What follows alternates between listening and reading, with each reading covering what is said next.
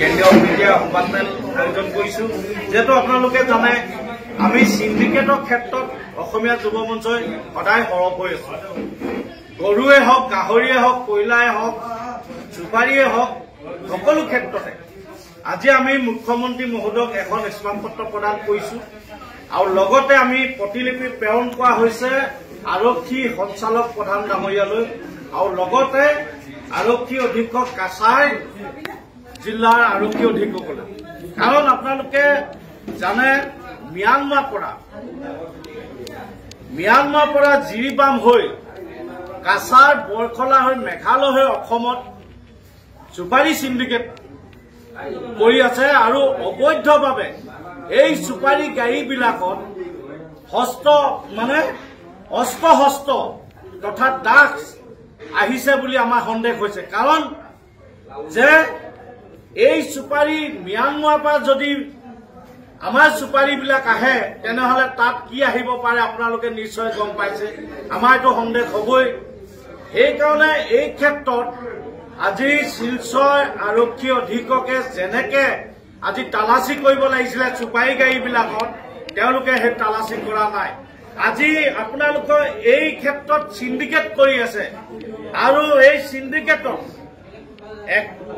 চুপাৰী বাহন গাড়ীৰ পৰা 70,000কে লৈছে আৰু প্ৰায় 30 লাখ টকা সংগ্ৰহ কৰে।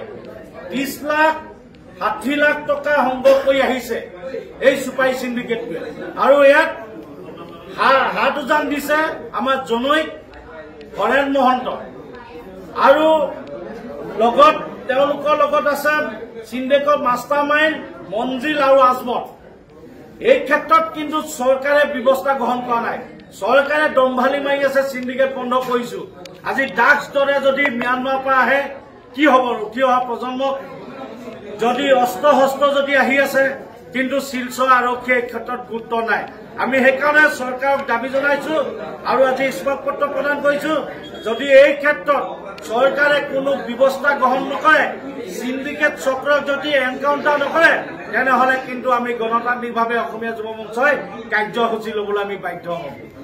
ম্যানমাৰ পৰা জিৰিবাম হৈ কাছাৰ শিলচৰ আৰু বৰখলা হৈ মেঘালয়ত আহে এই চুপাৰী সিন্ডিকেটটো আৰু বস্তাবিলাকত অস্ত্ৰ আহে। আৰু এই ক্ষেত্ৰত কিন্তু শিলচৰ আৰক্ষী অধীক্ষক, কাছাৰ আৰক্ষী অধীক্ষক এই ক্ষেত্ৰত নীৰৱ ভূমিকা। কাৰণ কি আজি তেওঁলোকে ম্যানমাৰৰ পৰা অহা গাড়ীখনত কি আহিছে কি নাহা তেওঁলোকে আজিলৈকে এখন গাড়ীত তেওঁলোকে যি তালাচী নকৰে। আজি অস্ত্ৰ সেই ম্যানমাৰৰ পৰা আহিব পাৰে, কিন্তু এই জনৈক হৰেণ মহন্তৰ নেতৃত্বত চলিছে কামটো। জনৈক হৰেণ মহন্ত, কাৰণ তেওঁ উজনি অসমৰ পৰা বা বৰাকৰ লগত তেওঁ সিন্ডিকেট কৰি আছে। আৰু এই ক্ষেত্ৰত কিন্তু মুখ্যমন্ত্ৰীয়ে কোনো গুৰুত্ব প্ৰদান কৰা নাই। আৰু ইয়াৰ পৰা দিছপুৰৰ পৰা মন্ত্ৰী জড়িত আছে, হৰেণ মহন্তক নেতৃত্ব দিয়ে। জনৈক হৰেণ মহন্তক নেতৃত্ব দিয়া দিছপুৰৰ ব্যাকুম মন্ত্ৰী দুজনমান আছে। সেইকাৰণে আমি অসমীয়া যুৱ মঞ্চই কব বিচাৰিছো, যদি মুকলিকৈ যদি অস্ত্ৰ ম্যানমাৰৰ পৰা আনিব পাৰে, তেনেহলে আৰক্ষী থকাতকৈ নথকাটোৱে ভাল। শিলচৰ আৰক্ষী অধীক্ষক থকাতকৈ নথকাটোৱে ভাল আৰু কাছাৰ আৰক্ষী অধীক্ষক নথকাটোৱে ভাল। কাৰণ তেওঁলোকে কোনো তালাচী নকৰে। তেওঁলোকে অকল মাত্ৰ কেৱল টকা লোৱাৰ কাৰণে তেওঁলোকে অকল চেকগেট কেইখনমান বহাই থয়। আমি সেইকাৰণে আজি সংবাদমেল যোগেদি তেওঁলোকক সকীয়াই দিছো, যদি এই সিন্ডিকেট চক্ৰ বন্ধ নকৰে, জনৈক হৰেণ মহন্তক যদি গ্ৰেপ্তাৰ নকৰে, তেনেহলে কিন্তু আমি গণতান্ত্ৰিকভাৱে আন্দোলন কাৰ্যসূচী লবলৈ আমি বাধ্য হম। এতিয়া চক এখন গাড়ী 70,000কে লয়। সেই বস্তুটো ক'ৰ পৰা কেনেকে ইয়াৰ পৰাতো মন্ত্ৰী জড়িত নাথাকিলে কোনোবা এজন আপুনি মই তাত গৈ কাম কৰিব নোৱাৰো, আৰু জনৈক হৰেণ মহন্তও কাম কৰিব নোৱাৰে। তাত ইয়াৰ পৰা বেকআপ পাব লাগিব, ইয়াৰ পৰা সহযোগিতা পাব লাগিব, তেতিয়া তেওঁলোকে কাম কৰিব পাৰিব। আৰু সেইকাৰণে আপোনালোকে নিজে ভাবি লওক কোন মন্ত্ৰী জড়িত হৈ আছে অসমত, মানে কোন মন্ত্ৰীয়ে এইবিলাক কাম কৰি আছে আজি কোনোবা এখন গাড়ী ধৰাৰ লগে কোন মন্ত্ৰীয়ে ডিচি লৈ ফোন কৰে, কোন মন্ত্ৰীয়ে এছপি লৈ ফোন কৰে, সকলোৱে জানে, আমি নাম নকলেও হ'ব। সিন্ডিকেট মাষ্টৰ বেলেগ তেওঁ গোটেই টোল গেটৰ যিমান কাম চলাই আছে চব তেওঁৰ নেতৃত্ব। আজি অসমত যিমান টোল গেট চলাই আছে তেওঁৰ নেতৃত্বতে হৈ আছে।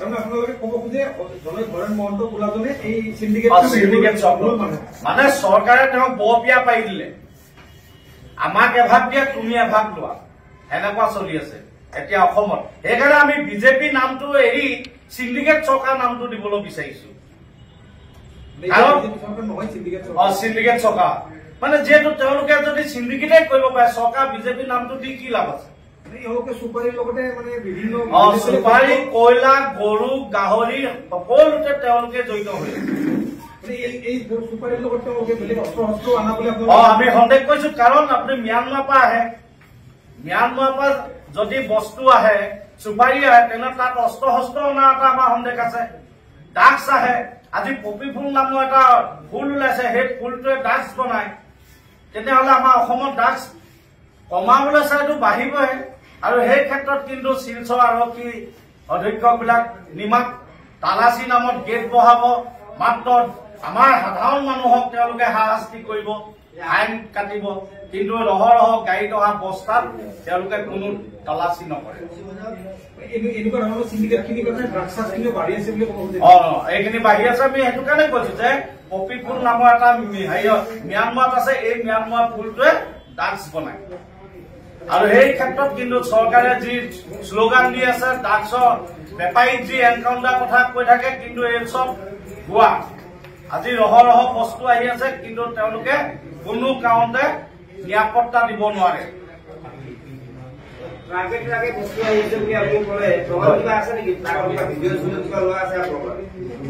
আমি আপোনালোকৰ চেনেলতে বাজিছে, আপোনালোকৰ চেনেলত বাজিছে, গাড়ী ক'ৰবাত এক্সিডেণ্ট হৈছে, তাত কি ওলাইছে, চুপাৰী ওলাইছে, আৰু ম্যানমাৰৰ পৰা আহিছে বুলি ডাইৰেক্ট কৈছে। আপোনালোকৰ চেনেলতে বাজিছে এই কথাখিনি। আৰু জনাৰ পিছতো কিন্তু আজিলৈকে শিলচৰ আৰক্ষীয়ে এই কথা ব্যৱস্থা গ্ৰহণ কৰা নাই।